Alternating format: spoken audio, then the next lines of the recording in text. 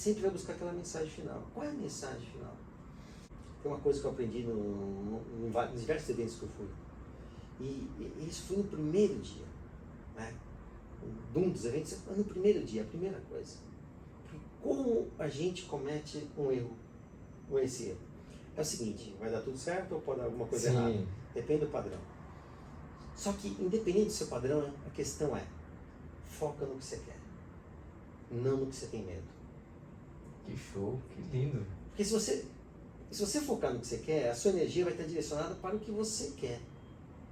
Se você focar no que você tem medo... Tem muita gente precisando ouvir isso. Assim, o medo é interessante. O medo pode te proteger. Mas se a gente ficar focando no nosso medo, ele só vai crescer. Porque eu estou colocando energia no medo. Se eu coloco energia no medo, ele cresce. Então eu foco no que eu quero. O que eu quero? Eu quero tirar CNH? Eu vou lá fazer. Pode dar certo, pode dar errado.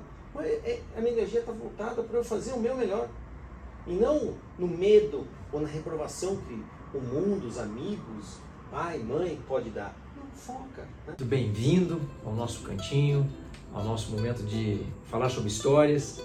E aqui no nosso podcast, Pode Ser Eu, a gente procura entender e mergulhar nas histórias de pessoas comuns, de pessoas que estão no seu dia a dia, às vezes com sucesso, ou às vezes sem um sucesso notório, mas que causou um grande impacto na vida de alguém.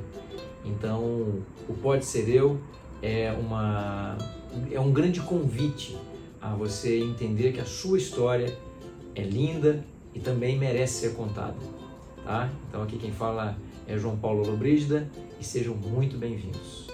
Hoje teremos um querido amigo, Luiz Fernando Freitas, que é empreendedor, que é uma pessoa extraordinária e vai contar um pouquinho pra gente da sua história, do seu percurso e deixar uma mensagem muito especial no Pode Ser Eu. Um grande abraço, sinta-se em casa. Você sabe que você é o cara que, desde o início, eu queria ter esse bate-papo. Desde que surgiu a ideia do Pode Ser eu pensei assim, quem que eu posso bater um papo e a gente ter um prólogo a respeito do ser, né? do estar.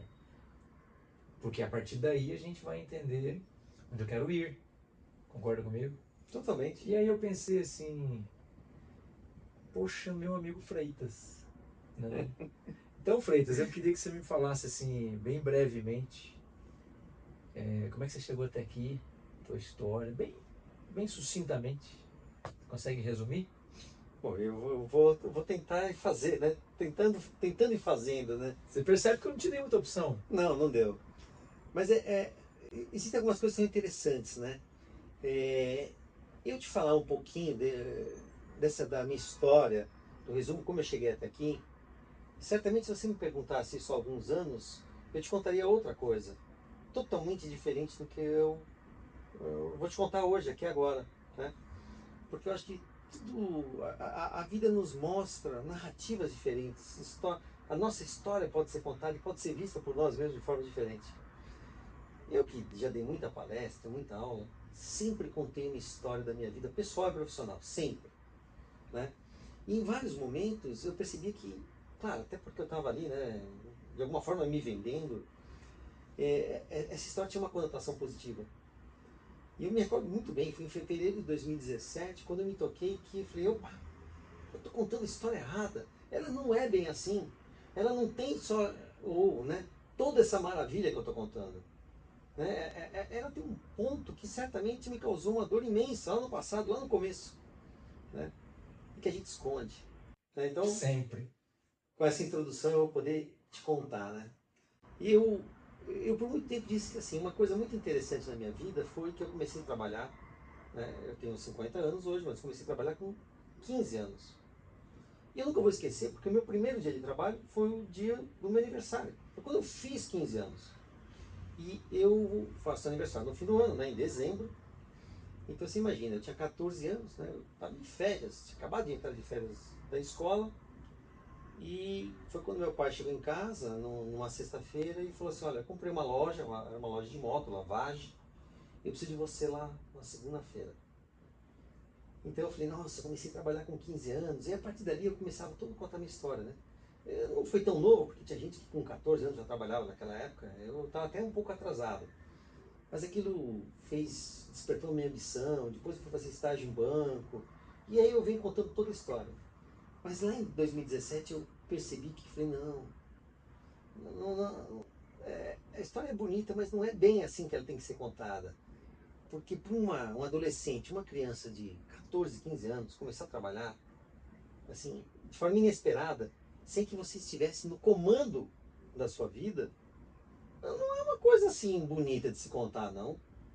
É uma dor, é uma coisa que você Sim, fala sim, assim, eu tô abrindo você é mão. tolhido É, da sua infância, propriamente dito, né? Já no início da jovialidade. pois é, e talvez até pela intensidade da dor você esquece. Uhum, E, mas hoje eu me orgulho dela, né? com certeza. Mas eu só tenho que reconhecer que tudo começou um pouquinho com essa dor, né? E aí eu fui me desenvolvendo. Então, eu como eu já comentei, né? Como eu faço aniversário no fim do ano, eu estava antecipado na escola. Eu sempre escutei meus pais falarem assim: ele vai se formar com 20 anos, ele vai se formar com 20 anos. E era uma coisa que meus pais contavam com orgulho, né? Mas ao mesmo tempo, hoje eu reconheço que isso era um peso imenso para mim, né? Porque você sabe, né, João? Você sabe bem melhor do que eu. Uma criança, ela está sempre em busca do amor dos pais. E por estar em busca do amor dos pais, ela não pode frustrar esse amor. Então, se eu ia me formar com 20 anos, o que eu tinha que fazer da vida para ser amado pelos meus pais? Me formar com 20 anos, e assim eu me formei. Então, eu sempre fui muito precoce. O mundo era muito diferente do que é hoje, em todas as atividades que eu realizei. Né? Os empregos que eu entrei, eu era o mais novo, na faculdade eu era o mais novo. E era um peso, era uma responsabilidade grande que eu carreguei, mas que isso me moveu e me trouxe aqui. Hoje eu já não sou mais novo em nada, né? Essa parte passou. E aí teve um outro ponto muito marcante na minha história. Eu devia ter uns 26 ou 27 anos. E a minha esposa, na época, ela mostrou uma revista, se eu não me engano, era do Banco Pactual, que chamava Pactual na época. Se eu não me engano. E ela falou: olha, viu uma reportagem aí, um diretor falou que se atingisse as metas, ia levar todo mundo para fazer uma viagem para o exterior. Não lembro para onde que era. E aí ele conta a história dele, e ele tinha dito que se com 35 anos ele não atingisse um patamar X na carreira dele, ele ia mudar completamente. Aquilo me influenciou tanto a minha jornada, que com apenas 35 anos eu dei uma guinada na minha vida. Né? Aí, mas eu dei intencionalmente. As coisas acontecem, sabe? Em segundo plano, quando você percebe, acontece. E aí eu fui empreender com 35 anos. Né? Foi aquela guinada que eu dei. Dali começou o processo de empreendedorismo que você tem. Total. E é uma coisa que eu tinha muito marcado na minha história. Deixa eu resumir mais, porque eu já estou me alongando. Porque eu convivia com meus 14, 15 anos, os amigos dos meus pais tinham filhos na mesma idade que e eu acho que, eu vou dizer todos, pode ser que um ou outro não, mas todos eram empresários. E eu, como criança, vou chamar como criança, porque com 14 anos, acho que você é criança ainda, a gente ainda tem nosso lado criança, mas ali você é mais criança, a percepção que eu tinha é que era legal esse negócio de ser empresário. Porque eu tinha uma percepção, nunca me faltou nada, mas que a vida desses meus amigos era melhor do que a minha. Então, pô, esse negócio de. E a época, empreender na época era diferente do que é hoje, né? Mas eu tinha essa percepção. E aí, meu pai, com 14 anos, eu fiz 15 anos, comprou a loja de moto, e aí eu entrei nesse mundo, mas aí depois eu fui fazer estágio, aí eu fui, né, me formar, eu fui não sei o que e tal. Então é como se eu estivesse fazendo verdadeiramente um estágio na vida empresarial para aos 35 anos, de fato, eu montar efetivamente, né, nativo o meu primeiro negócio. E a partir dali, é, outras coisas aconteceram. Mas não foi um único negócio, não me limitei a um negócio. Todo mundo falou que eu era louco, e aí eu descobri que quando alguém fala assim, você tá louco, eu tomei uma decisão por mim mesmo, né? Eu não tomei decisão para agradar ninguém, né? Então todo mundo pode me chamar de louco, mas eu sei o que eu quero fazer, eu vou fazer. E você acreditando nisso, você demonstra aí que toda a realização que você almeja, o potencial vem, desde que você acredite no processo. É, eu acho que assim, pensar um pouco sobre a nossa história, o que nos levou a estudar uma coisa, ou fazer tal coisa, né? Ou não fazer também, né? Eu acho que isso é importante, porque esses são combustíveis que a gente usou, né? Que o nosso ego, a nossa mente encontrou para nos conduzir na vida. E aí, quando você entende um pouco dessa sua história, aceita que algumas coisas foram boas, outras talvez não foram tão boas, você entendeu que era boa, que era ruim e tal, eu acho que aí você se conhece um pouco melhor. E aí você pode fazer as suas próprias escolhas, né? E é difícil fazer escolha, né?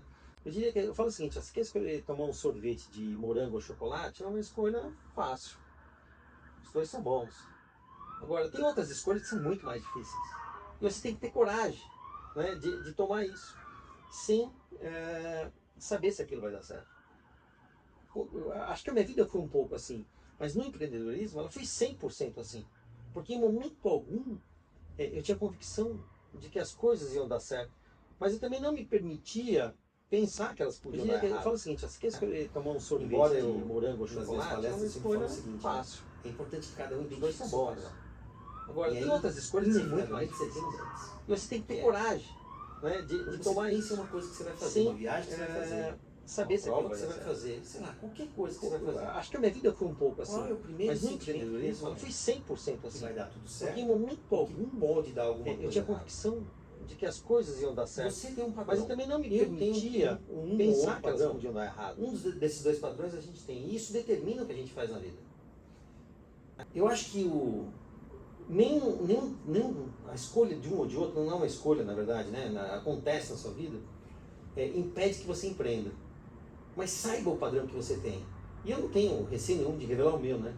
Eu sou aquele que sempre pensou um pouquinho que as coisas algo podia dar de errado. E por isso eu me aprofundei muito tecnicamente em muitas coisas. E por isso me conduziu profissionalmente a ser digamos, um policial das empresas, né? Aquele guarda para ver se está funcionando direito ou não está. Porque eu penso, né? O meu lado técnico falou, opa, pode dar errado, então deixa eu ver se está dando certo ou está dando errado. Né? Então, tem vantagens e desvantagens. Acho que essa é uma coisa que eu tenho uma consciência plena e é uma dica importante.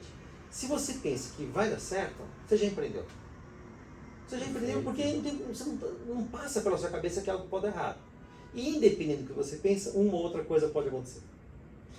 Que show, querido. E deixa eu te perguntar uma coisa. Na verdade, são duas perguntas em uma. Se você fosse elencar um momento de maior dificuldade que você tenha passado até os dias de hoje, e você tivesse que escolher esse momento, qual seria? E na segunda pergunta, o que esse momento de dificuldade promoveu de transformação na sua vida quanto experiência? É uma excelente pergunta. Do ponto de vista pessoal ou profissional ou qualquer um deles? O que vier à sua mente. O primeiro que veio à minha mente, então eu vou ser fiel e vou lhe dizer o primeiro que veio à minha mente, né? Quando eu tinha, acho que 27 anos, é profissional, mas tem a ver com o lado pessoal. Foi a primeira vez, em 1998, se não me engano, teve uma crise na época também, e foi a primeira vez que eu perdi o emprego, eu fui mandado embora. E aquilo foi um choque, né? Porque acho que muitas vezes a gente pensa que ser mandado embora, você fala assim, agora eu vou ficar sem dinheiro, né? O lado pessimista, do que pode dar errado, você pensa mais no dinheiro muitas vezes. E naquela época eu descobri que não. Eu falei, não, o maior problema não é o dinheiro ou a falta de dinheiro. Eu acho que o grande desafio, ou o problema, se quiser usar essa palavra, é que você se sente excluído socialmente de um grupo. E eu, que me considero bem comunicativo, né, de repente você está participando do grupo, de repente você sai, alguém te tira daquele grupo, te desconecta daquele grupo, e aí você fala, agora, o que eu faço? Porque o trabalho, ele molda a nossa vida, né? Isso para quem tem um emprego, né, trabalha, seja CLT ou não. E naquele momento a minha vida desmoronou. E eu verdadeiramente achava que eu nunca mais ia arrumar um emprego. Que estava uma crise pesada para aquela época. E eu passei 2 meses, a gente mandava currículo ainda no jornal, envelope, né, correio. Os 2 primeiros meses foram meses de plantação, mandando currículo para cá, para lá. uma coisa muito morna. Eu falava, eu nunca mais vou arrumar um emprego. E aí no terceiro mês eu tinha que ver minha agenda se eu tinha disponibilidade para ir nas entrevistas. Eu tinha que encaixar as coisas.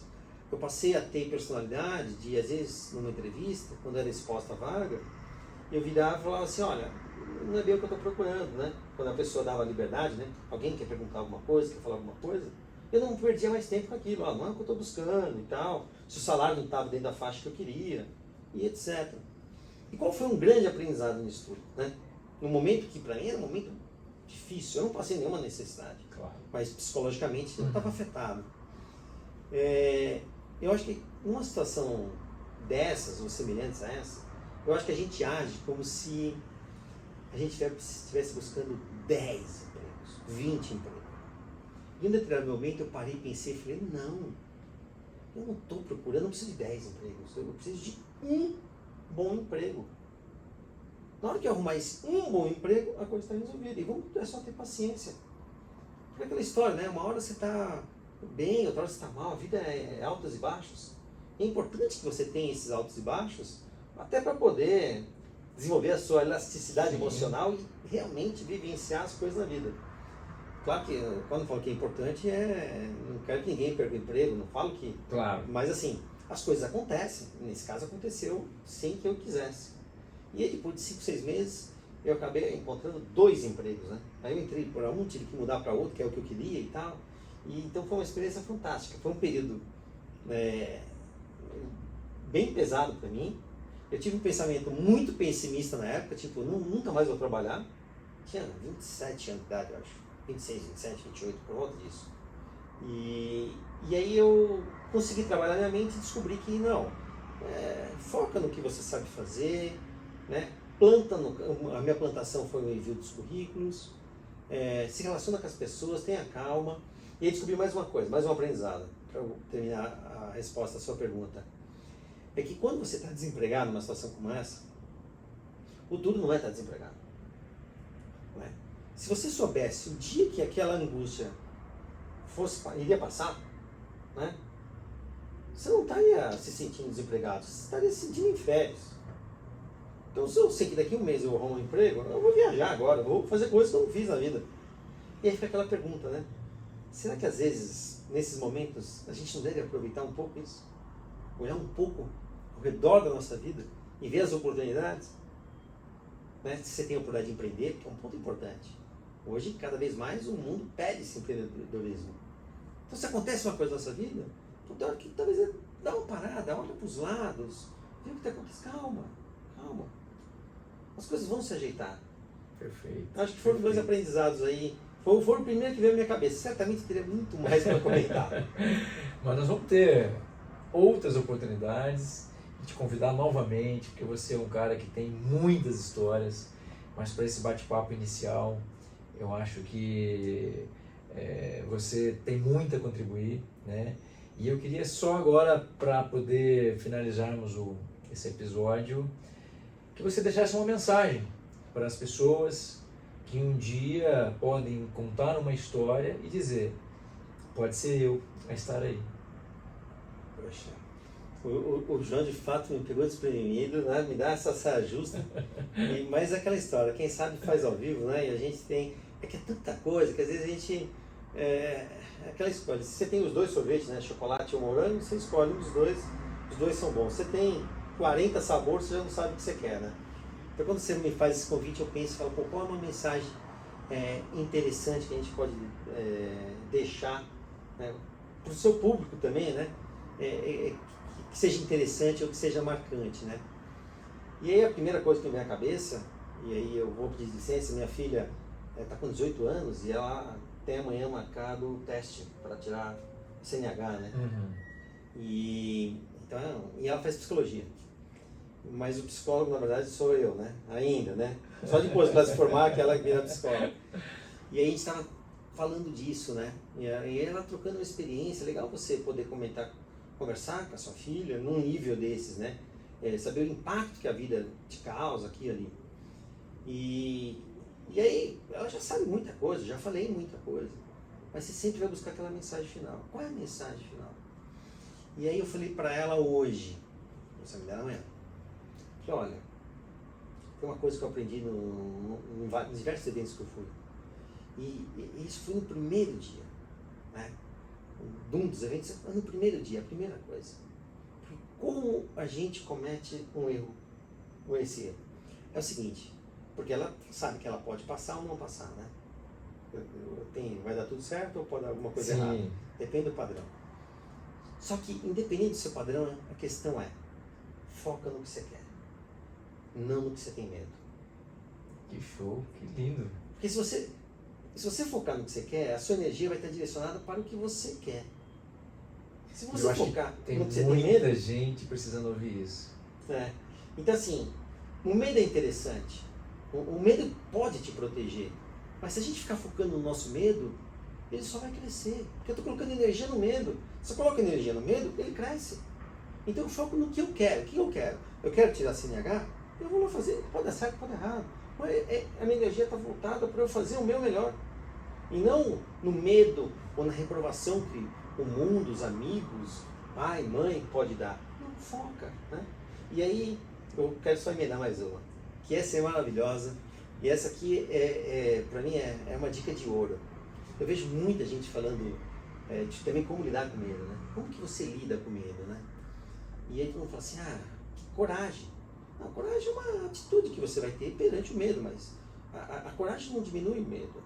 Ela, na verdade, faz você, talvez, ignorá-lo.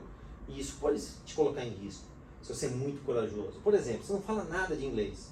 Você fala, eu vou ser corajoso, eu vou para os Estados Unidos, vou morar lá. Você não fala nada.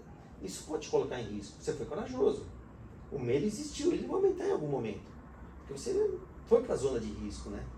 Você empreendeu, né? Você empreendeu. Então, como que você lida com medo? Né? E aí também aprendi com esse meu guru aí, uma coisa que para mim é muito marcante. Não tenta diminuir o medo, você não vai conseguir. Você tem medo de alguma coisa? Não tenta diminuir esse medo. Mas para você lidar com ele, só tem uma forma. Crie um medo ainda maior. Porque o medo maior vai prevalecer em relação ao medo menor. Então, no caso que eu falei da minha filha, qual o medo maior que ela pode criar? É de ela falar assim, eu estou com medo de ser reprovada. Então, o medo maior eu não vou nem tirar a carta, então. Mas aí você não vai ter liberdade de poder dirigir e tal. Não, eu quero.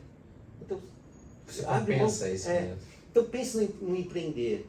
Eu tenho medo de empreender. Agora, pense que você podia realizar coisas maravilhosas na sua vida e pelo seu medo de empreender, você vai perder a chance de fazer isso. Agora, cria essa imagem, cria esse medo e abre mão disso. Você fala, não, eu tenho medo. Esse é maior do que o medo de empreender. Então, empreende. Então, para lidar com o medo que você tem, cria um medo maior. Essa é uma segunda que eu dou, porque é poderosíssimo isso. É claro que a qualidade de você poder criar isso, à medida que você for praticando, você vai conseguir ser cada vez melhor também. Maravilha, meu querido. Olha, eu queria te agradecer por esse espaço, por esse momento, esse bate-papo.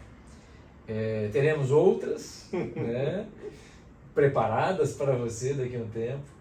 E, mais uma vez, eu queria agradecer, então, a todos que estão aí nos ouvindo, tirar um pouquinho desse tempo para poder curtir o nosso bate-papo. E agradecer mais uma vez, meu querido Luiz Fernando Freitas, que é empreendedor, especialista em avaliação e gestão de negócios, e um grande homem, uma grande pessoa e um querido amigo. Tá? Mais João, uma vez, muito obrigado. João, olha, você me pegou, foi totalmente espontâneo aqui, quero te parabenizar, porque eu acho que essa é uma estratégia muito interessante, né? A gente tem que ser autêntico, né? Não ficar, mas eu falei meio enrolado. Não, seja autêntico. Né? A vida compra a sua autenticidade, né? Não a sua carcaça fake, muitas vezes, né? Se você for empreender, você vai ter que ser autêntico. E ser autêntico é ser quem você é. E o seu público vai se conectar com quem você é, e não com quem eles acham que é. Exatamente. Então, parabéns pela iniciativa. Ter me pego aqui desprevenido. Eu sempre falo que é uma saia justa, mas eu acho que eu sei lidar nos ajustamos, isso, né? E se der errado, a gente corrige. E lembrando sempre que a história de cada um somos nós mesmos que vivemos e podemos contar. E espero que todos vocês que estejam aí ouvindo e assistindo tenham em mente que o autor verdadeiro de uma ótima história sempre pode ser eu. Então, querido, até a próxima. Eu que agradeço. A gente é arquiteta, né? A gente faz a engenharia da nossa vida, a gente cria a nossa vida, né?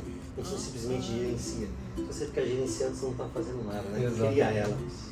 Acho que é isso aí. Muito obrigado. Desculpa ter falado bastante, muito. Eu queria falar até mais, mas vai ficar para as próximas mesmo. Obrigado, João. Valeu. Obrigado.